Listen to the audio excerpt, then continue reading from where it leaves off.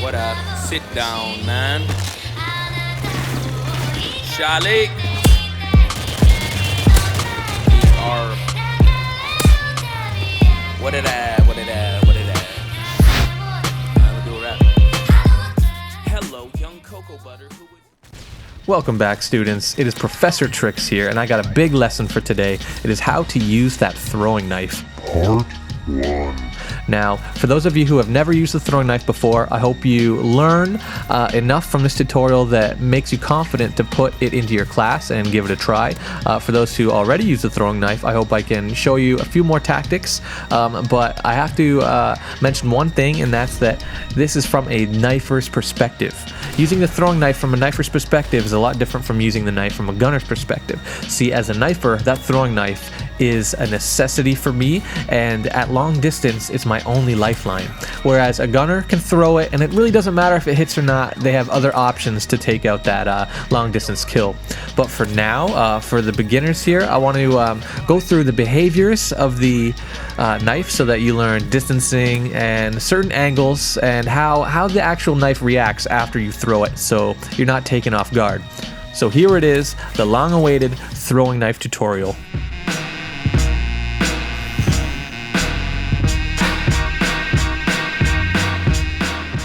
Alright, so before you equip your throwing knife, I just want to show you a little distancing and use this square box as my target. The Roxbox Railway, I'm going to be aiming at that target. Now what I'm going to be doing is lining up my knife by using the tiles on the ground. They are approximately 2 feet by 2 feet, so if I count about 4 of these tiles, I'll be approximately 8 feet from my target, and this is where I want to throw my knife. And as you'll see, at about 8 feet, once I throw this, that there's absolutely no drop off at all. You can see that that was dead center. Now I'm going to move about 4 feet back to about 12 feet, and I'm going to do the exact same thing. Now I'm aiming at the blue square, which is about center mass of your enemy. So it's about around the chest area. There's no compensating up or down. I'm just going to fire straight again right at the middle of this target. And as you can see, once I throw it, there is a little bit of drop off. It's not that much, but I'm 12 feet away opposed to 8 feet, and there's a little bit of drop off. So remember, within 8 feet, wherever you direct your crosshairs is exactly where your knife is going to go. But beyond that, you'll have to start compensating by moving your reticle upwards, depending on the distance you are from your enemy in order to hit them where you want to hit them. Now I'm going to demonstrate some further distances from the target here, exactly where the knife lands when you aim directly at center mass of your target, but are 16 feet away. As you can see, it drops lower, 20 feet even lower. The distance that the knife drops becomes more exponential the further away you are from your target. As you can see, 28 feet, 32 feet, and 36 feet is now near the ground. Now when I move back to 40 feet, you'll see that the knife actually bounces and lands a little bit above 36 feet, but that is because it bounced off of the ground.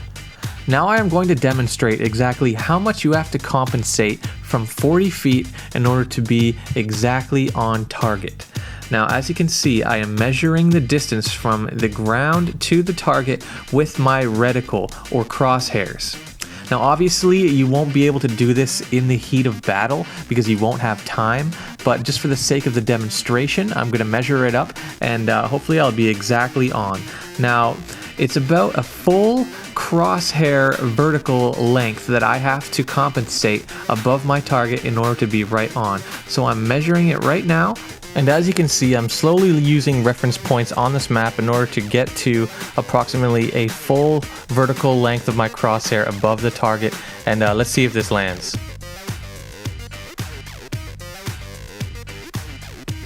And there you have it. Clever Tricks is back on target. So remember, the further distance the target is, the higher you have to aim. As you can see in this instance, there's an enemy camping up in the corner. Not only that, but he is a little more higher in elevation than I am, so I have to aim above his head by a significant distance in order to hit him. Now, in this instance, you can see that I have an enemy even further away, and I am aiming a very large significant amount over top of him. So I toss that knife and bullseye. But as you can see in the replay here, Even with the amount of compensation that I had, the knife still bounced off of the ground. But luckily I got the kill. And just remember, the further they are away, the higher you have to aim that reticle. As for now, we're going to get you onto the battlefield, enough demonstrations. I'm going to teach you what type of enemies you're going to be facing and how you should maneuver in order to take them out.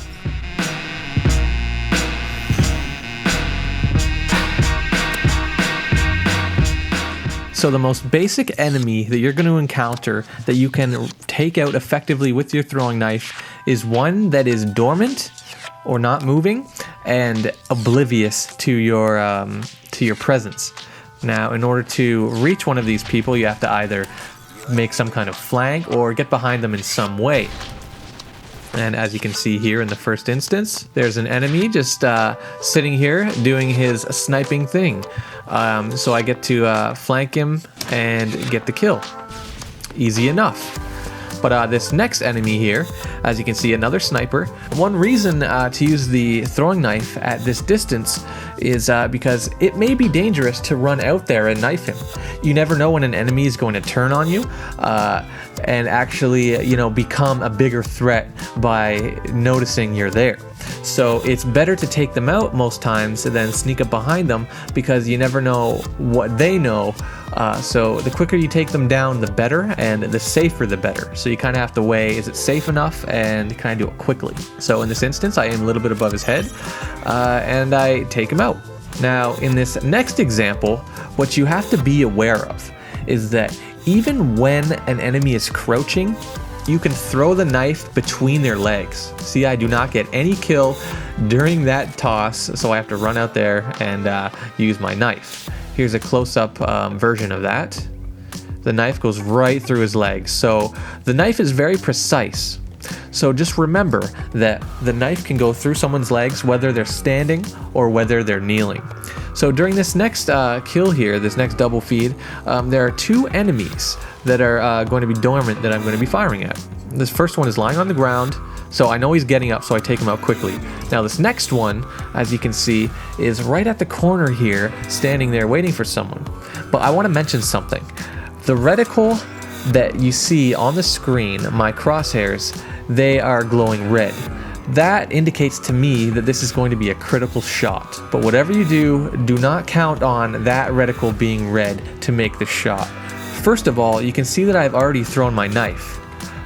But when it hits, it misses. It actually hits the wall underneath his arm. So this goes along with the fact that the knife is very precise, very unforgiving, and that you have to practice with it a lot.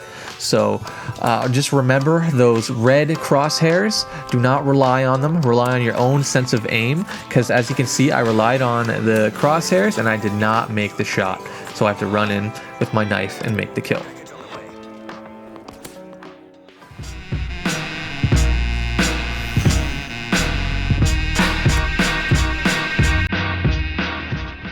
Now the next enemy that you will encounter often for those throwing knife opportunities is the one that is oblivious to you but on the move. Now this type of enemy requires very special care in throwing your knife, as most of the time they will be at an angle from you or parallel to you. So this means that you have to toss the knife in front of them. And what this takes is, in that split moment, a computing in your own mind of how fast the enemy is going combined with how fast the knife is thrown and where the two will meet so that the kill will be gained. Now on top of that, you have to consider the distance of the player and compensate height-wise for how high you have to actually throw your knife above him and aim. So in this first instance, you'll see that I do just that. I am aiming quite a ways in front of him, but that is because he is far away, and I believe that this is where the two will end up in the future. And I gain the kill. In this next example, the same thing applies. As you can see, the enemy is running at a slight angle from me, so I am aiming in front of him, and I get the kill. Now in this last example, the enemy is quite a ways away, so this gives me time to actually trace his movement with my crosshairs above his head so that I can better calculate when to throw. and I get the kill. And that was quite a distance away, so I had to definitely compensate a lot for that one.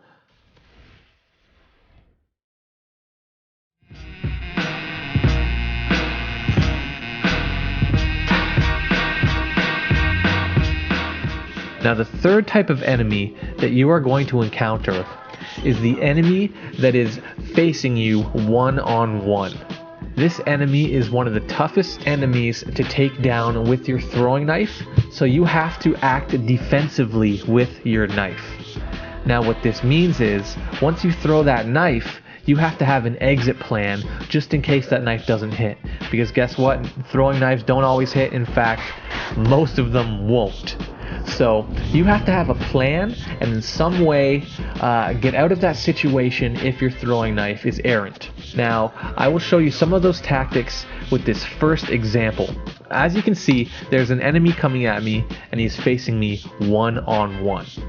Now, taking my throwing knife and just throwing it at him, I can't be 100% sure that it's going to land.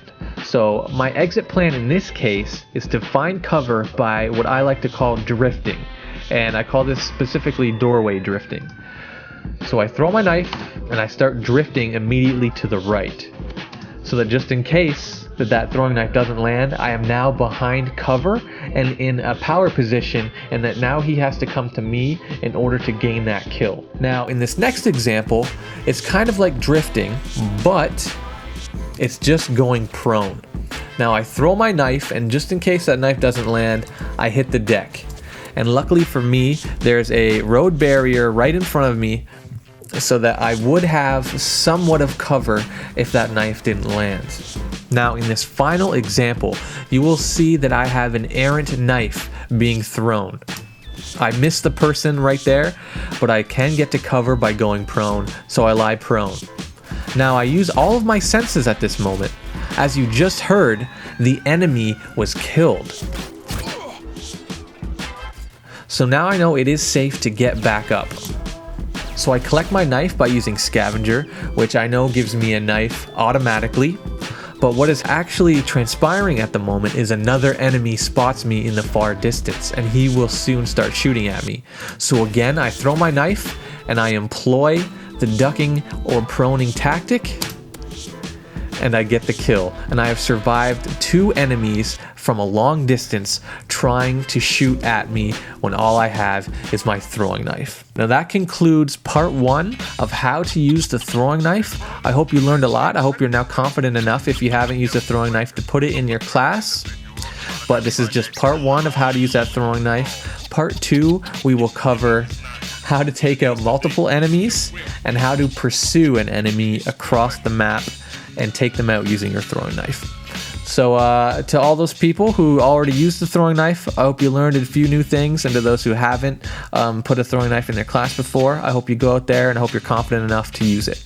All right, this is Clever Tricks. I will check you later in part 2. Keep those knives sharp. Peace.